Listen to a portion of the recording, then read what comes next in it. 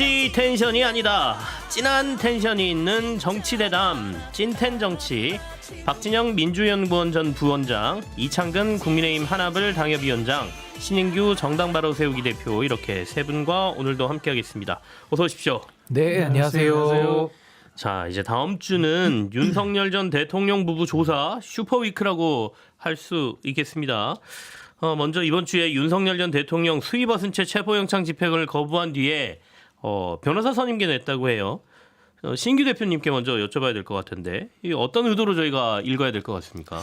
우선은 대한민국에서 이 법치주의 국가이기 때문에 영장, 법원이 발부한 영장을 그 누구도 막을 수가 없거든요. 근데 윤석열 씨는 지난번에, 그러니까 현직에 있을 때는 경호처를 사병화시켜가지고 뭐 총까지 보여줘라라는 이제 이런 증언까지 나올 정도로 네네. 경호처를 동원해서 막았고, 이번에는 지금 구치소에 수감돼 있는 상황에서 탈의를 통해 가지고 지금 집행을 막았다. 그러니까 이 내용 자체도 참 민망합니다만은 지금 이 영장 집행에 대해서 강한 거부감을 여전히 보이고 있기 때문에 네네. 여전히 대한민국의 이 헌법 질서, 법치 질서를 존중하지 않겠다라는 의지를 계속 보이고 있는 거 아닌가 싶고요. 네. 저는 그럼에도 불구하고 특검이 법 원칙, 법 집행에 있어서는 저는 모두에게 공정하게 집행이 돼야 된다라는 대원칙을 지켜줄 것을 당부하면서 아마 다음 주 중에는 강제 집행이 이루어지지 않을까. 그러니까 영장에 대한 집행이 이루어져서 아마 강제 구인 절차가 시작될 것으로 전 그렇게 예상을 하고 있습니다. 빠르면 이제 내일 할 것이다, 이런 얘기가 지금 좀 나오고 있는데, 김건희 특검이 내일 이제 체포 제시도 하느냐, 앞서 우리가 그 얘기 조금 했었는데,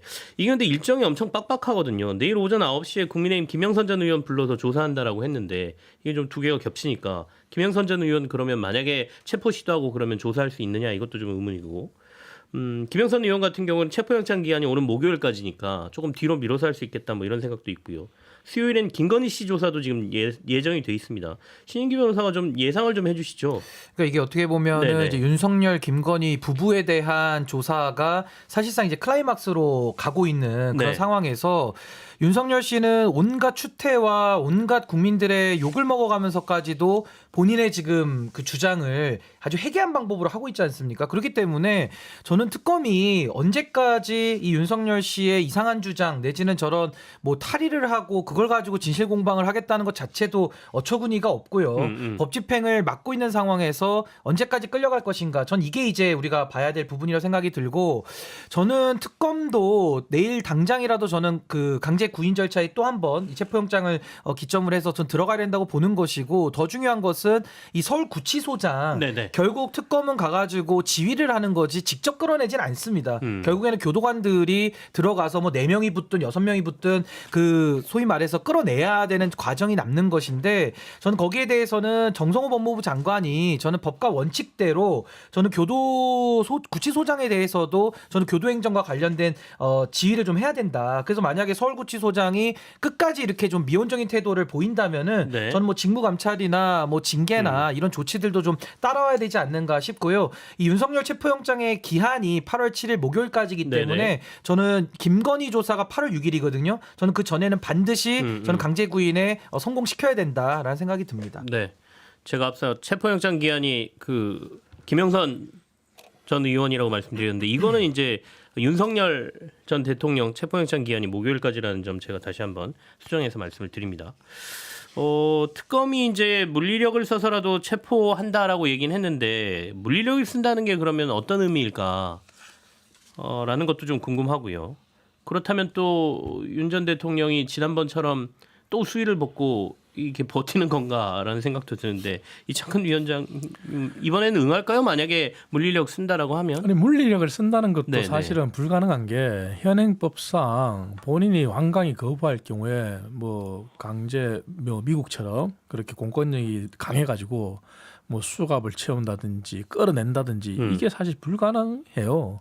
그래서 물리력 쓴다는 표현도 저는 조금 맞지 않고, 결국은 윤석열 전 대통령이 응해야 되는데 끝까지 응하지 않는 모습을 보이겠죠. 왜? 본인의 와이프를 지키기 위해서.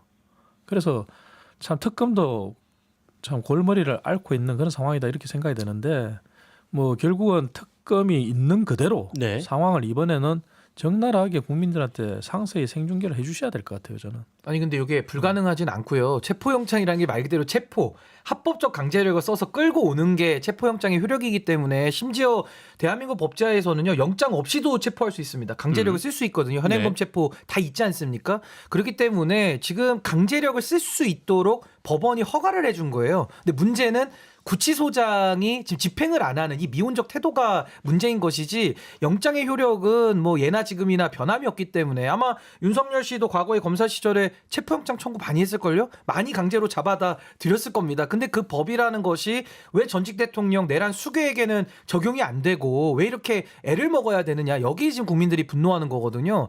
저는 법과 원칙을 공평하게 다 적용할 게 아니라면요. 앞으로 대한민국 검찰이나 경찰이 체포영장 발부받아가지고 어떻게 강제력을 씁니까? 그 사람 똑같이 체온 조절한다고 옷 벗고 입었다 이렇게 하면은 그럼 집행 못 하잖아요. 그러니까 이 부분은 구치소에서 끌고 나올 수가 있나요? 있죠. 구치소 안에 있더라도 네. 체포 영장을 발부를 받은 거기 때문에 당연히 저는 법과 원칙대로 집행을 해야 된다. 전 그렇게 봅니다. 아니, 과거에 우리 네네. 박근혜 전 대통령한테 갑자기 미안하다는 생각이 드네요. 그 박근혜 전 대통령 그 수갑찬 모습이 네네. 갑자기 생각도 나고요. 그리고 뭐 건강이 굉장히 안 좋았다고 하지 않습니까? 그리고 책상 넣어달라고 했는데 책상 안 넣어줘서 굉장히 섭섭했다. 그것도 아마 박영수 특검인지 윤석열 그 당시에 수사팀장인지 그 결정권자가 누군지는 모르겠습니다만 결국은 문재인 대통령이 취임하고 책상 넣어줬어요. 근데 지금 우리가 박근혜 대통령의 죄하고 윤석열의 죄하고 비교해 보면 그 경중의 문제에서 윤석열이 한 10배, 20배는 더 큰 죄 아닌가요? 아니 한 100배도 네네, 넘겠죠. 100배도 100배도 넘죠. 넘겠죠. 네. 사실은 내란죄니까. 네네. 그런데 이 사람이 하는 행태를 보면은 헌법을 위반한 사람인데 법 집행 절차도 완벽하게 무시한다. 이런 사람에게 우리가 법의 온정을 베풀 필요가 있을까요? 전직 대통령이라는 예우를 해줄 필요가 있을까요?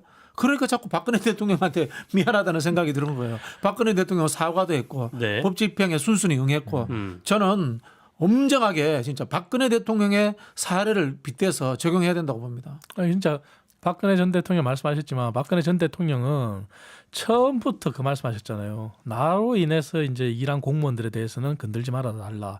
내가 모든 책임을 지겠다. 그리고 그렇게 하셨어요. 그리고 조사나 이런 부분에 대해서 윤석열 당시 중앙지검이었고 박영수 특검이었죠. 정말 살인적인 조사를 했어요. 재판도 마찬가지였고. 그 윤석열 전 대통령이 그거를 본인이 알아야 돼요. 정말로.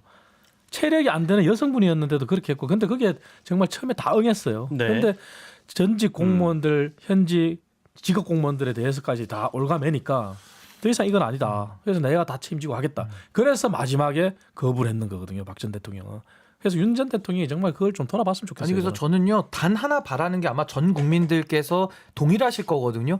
왜 법이라는 것이 누구에게만 특혜성으로 법이 적용되지 않고 왜 많은 사람들에게는 법이라는 게 늘 무섭고 엄정하고 두려운 거거든요. 네. 근데 왜 윤석열 씨에 대해 가지고는 대한민국 법원이 합법적으로 발부하고 강제력을 쓰라고 해도 그게 지금 안 되는 거거든요. 근데 과거에는 뭐 경호처를 갖다 동원하고 하니까 어떤 물리적 충돌 뭐 이런 우려 때문에 국민들께서 반보 양해를 하셨더라도 지금은 양해가 되지가 않는 겁니다. 이렇게 해서 대한민국의 그 공권력이 집행이 네네. 막힌다면은요. 앞으로 그럼 어떤 국민에게 우리가 그럼 체포영장 발부받고 또 구속을 시키고 끌어가고 이 가능하겠습니까? 그러니까 전 이 부분을 좀 더 특검이나 또 지금 교도행정을 맡는 분들이 네네. 좀 더 좀 민감하게 생각을 좀 해야 된다라는 생각이 듭니다. 법적으로 강제로 끌어내도 문제 없다라는 게 신인규 대표의 말씀이세요. 실제로 이제 내일 한 번 더 체포 시도가 나오는지 저희가 좀 지켜봐야 될 것 같고요. 김건희 씨는 오늘 수요일 특검 조사 앞두고 있죠.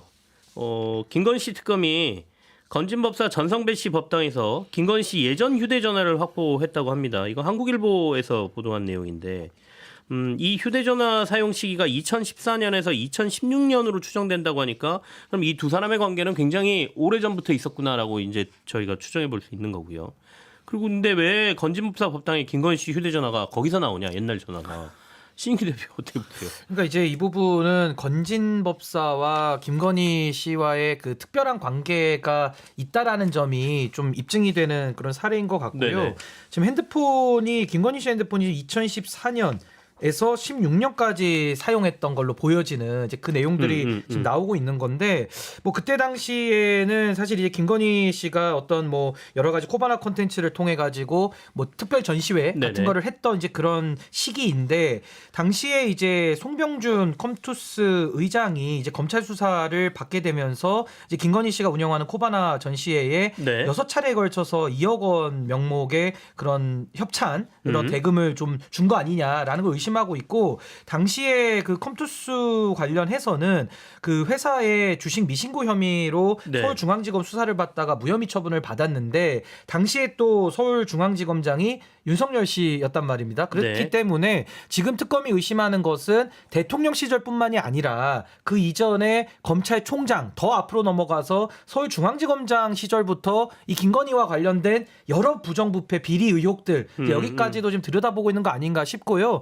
저는 뭐 이 의혹 말고도 지금 네네. 김건희 씨 관련된 의혹들이 너무나도 차고도 넘치기 때문에 아마 이거는 김건희 특검의 기한을 좀 연장하든지 아니면 또 별도의 특검법을 또 만들어서라도 이 수사를 더 이어가야 될 필요성이 더 높은 거 아닌가. 이제 상당히 수사의 범위가 넓어지고 있다. 이렇게 이해하시면 될 것 같습니다. 말씀하신 게 2014년, 2016년이 김건희 씨가 운영하던 코바나 컨텐츠라는 곳에서 대형 해외 뭐 작품들 가져와서 기획전 이런 거 했는데 거기에 아까 말한 컴투스라는 회사가 후원을 많이 했고 근데 이게 이제 컴투스가 아까 주식 미신고 뭐 이런 걸 벗어나기 위해서 혐의를 벗어나기 위해서 한 거 아니냐 이거하고 이제 연결된다 이런 말씀이신 거죠. 앞서 김건희 특검 수요일 날 이제 김건희 씨 특검 출석을 지금 요청해 놓은 상태고 실제로 출석해서 포토라인에 설까? 이 부분을 한번 예상을 좀 해볼까요? 신인기 대표 어떻게 보세요? 예, 저도 뭐 김건희 씨가 이제 8월 6일에 특검에 첫 소환이 잡혀 있는데 기한 말미도 굉장히 여유 있게 특검이 정해줬거든요. 네네. 그렇기 때문에 저는 뭐 당연히 출석한다고 보고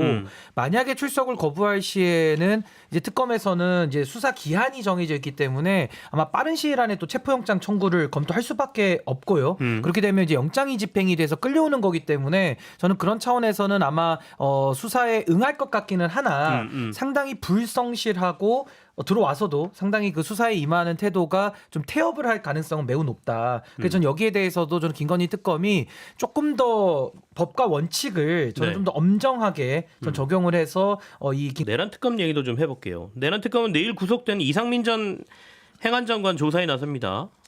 이제 이상민 장관 구속하고 나니까 바로 이제 한덕수 전 총리도 이제 구속해야 되는 것 아니냐라는 목소리가 나오는 것 같은데요. 신인규 대표가 좀 말씀 좀 해주실까요? 이 내란 특검도 지금 이제 발빠르게 이제 신병 확보를 하고 있는데 네네. 사실 내란 수괴 다음으로는 주요 임무 수행자 내란에 있어서 이제 군 쪽에서는 김용현 전 장관 그리고 이제 민간에서 경찰을 지휘한 것은 이제 지금 이상민 전 장관 행안부 장관이죠.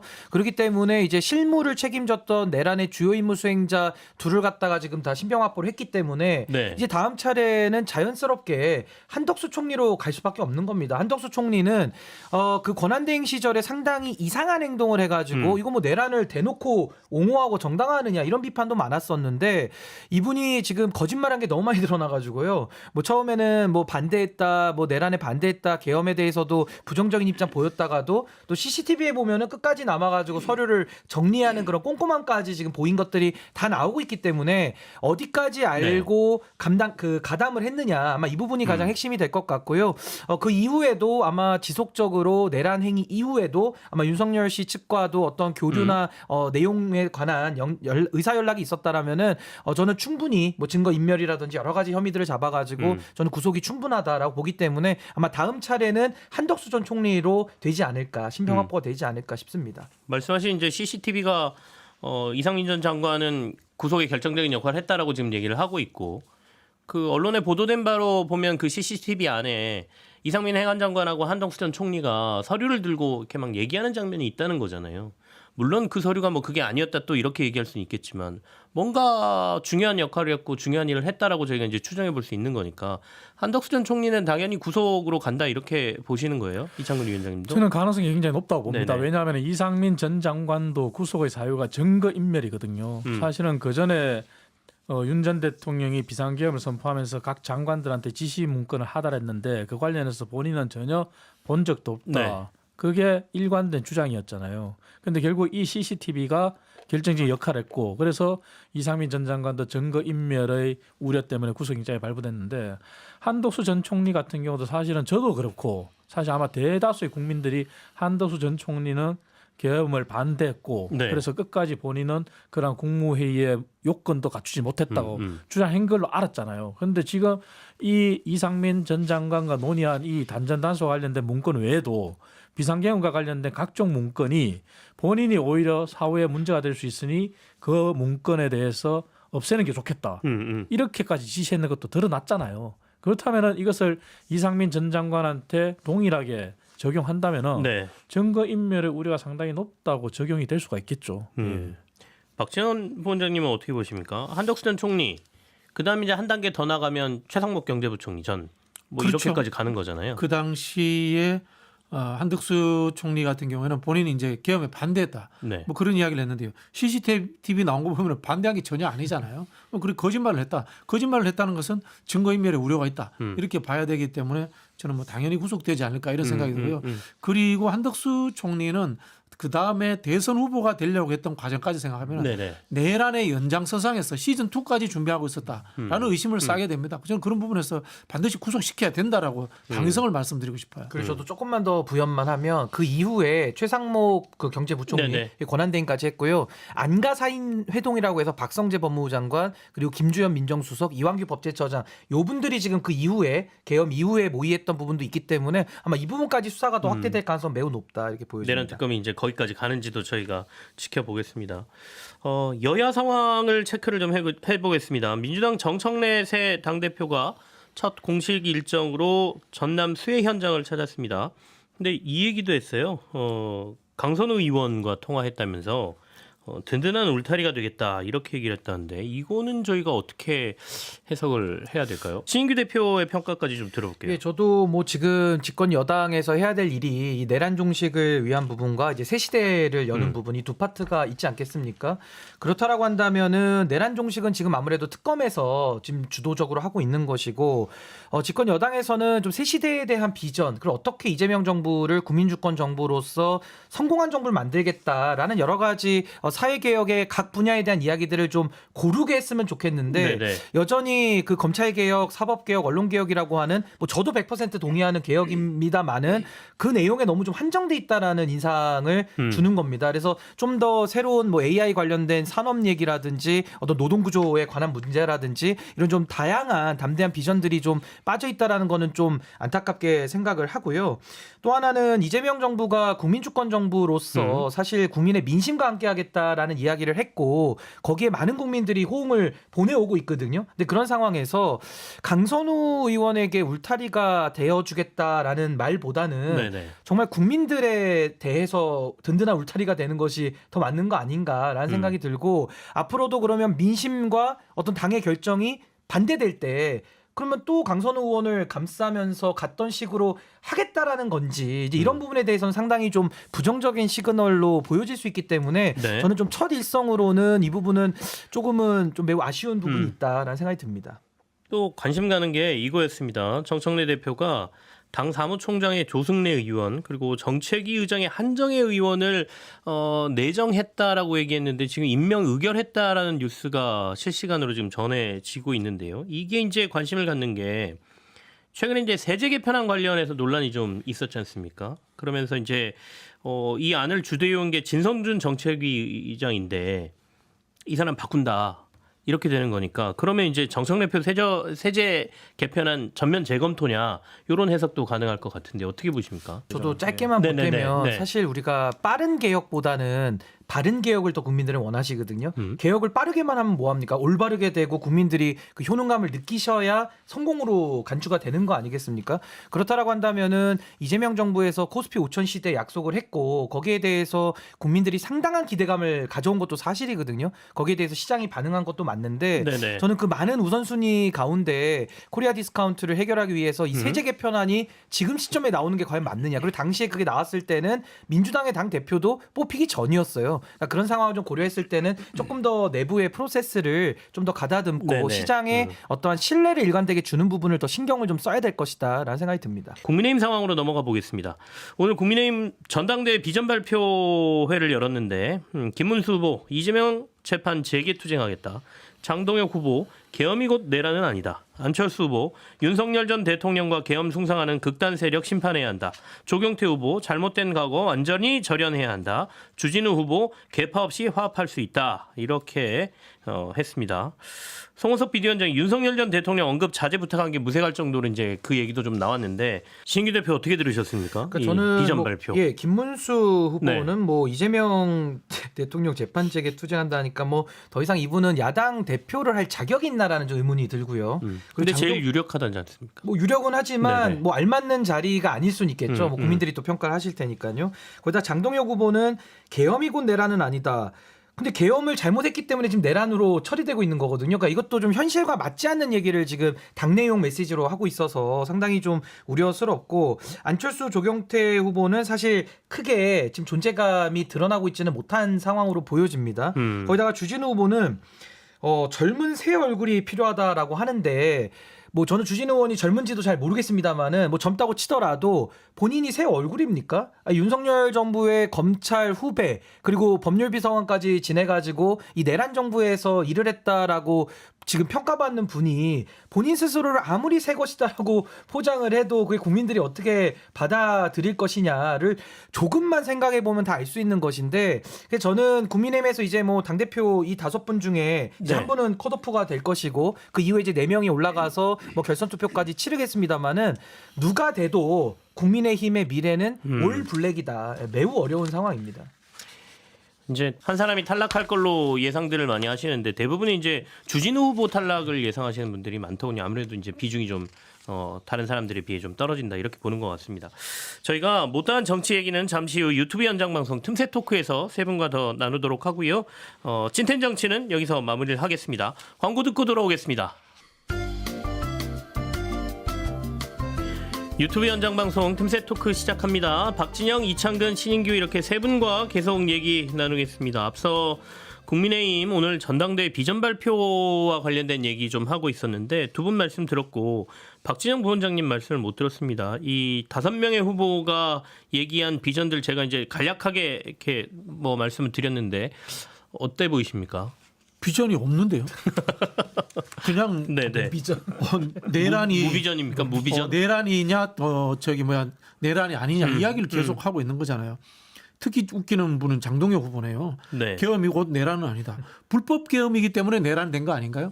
그렇지 않습니까? 이분은 판사 출신인데 늘 이렇게 법 해석에 왜 이런 이야기를 하시냐라는 생각이 들고요. 저는 근본적으로 탄핵 찬성 세력과 반대 세력이 같은 당에 있을 수 없다고 봅니다. 국민의힘은 해체하든지 분당하고 보수 재구성해야 됩니다. 그게 장기적으로 저는 한국의 보수 세력 그리고 또 대한민국의 민주주의를 위해서 훨씬 좋은 방법이 아닌가 그런 생각이 듭니다.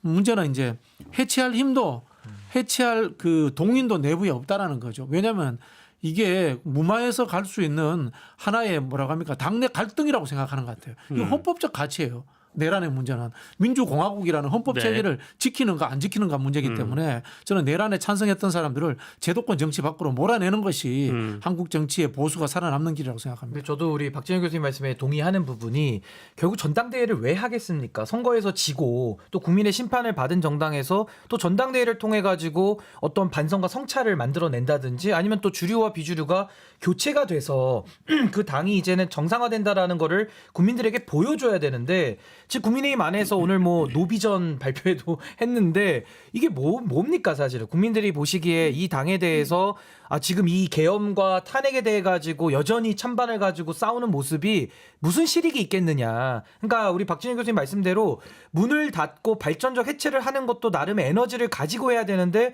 그 구심점과 그 동력 자체도 없다라는 것이 지금 국민의힘은 뭐 완벽한 절망 상태 아닐까라는 생각이 듭니다. 지금 이제 당대표 후보들의 비전 발표도 있었지만 최고위원 후보들도 비전 발표했거든요. 그중에 눈길이 가는 게 전 강서구청장 김태우 후보 뭐라고 했냐면 민주당이 국민의힘을 없애기 전에 저 김태우가 과감히 선제 공격을 해서 민주당을 없애버리겠다라고 얘기를 했고요.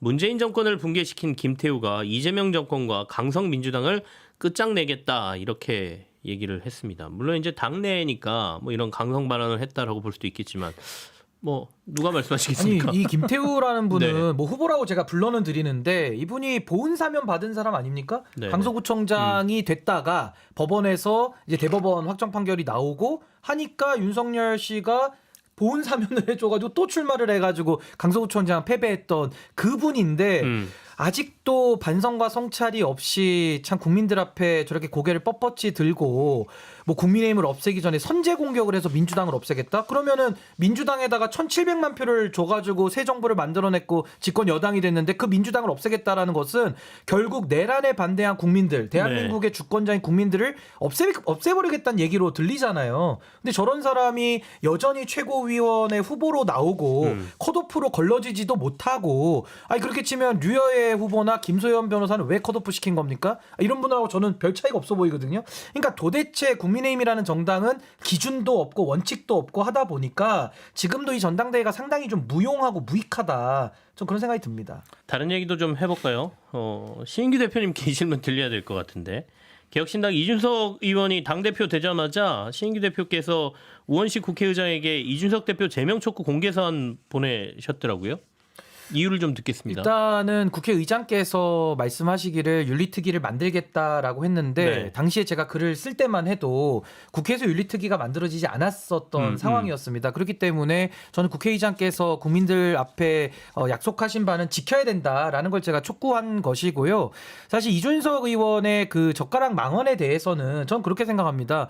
어떤 행위에 대한 징벌이 없을 때 네. 그러면 그 행위를 한 당사자는 앞으로 더한 일도 할 수 있는 거거든요. 그러니까 예를 들어 윤석열 씨가 내란을 일으켰는데 지금 징벌하지 말자는 얘기가 국민의힘에서 나오지 않습니까? 그럼 내란을 또 일으키진 않을까요?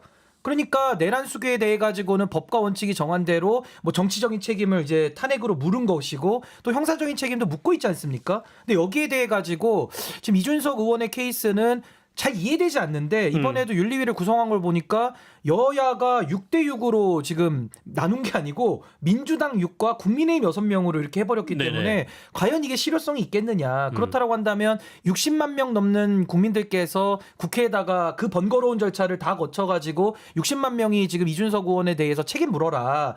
제명을 해라라고 하고 있는데 국회가 이런 식으로 응답하는 것은 저는 매우 곤란하고 국민의 민심과 너무 좀 따로 가는 거 아닌가라는 생각에서 저는 좀 비판을 많이 하고 있습니다. 이준석 의원 얘기 나왔으니까요. 이준석 의원이 공천 개입 의혹 피의자 신분으로 특검에 압수수색 당했지 않습니까?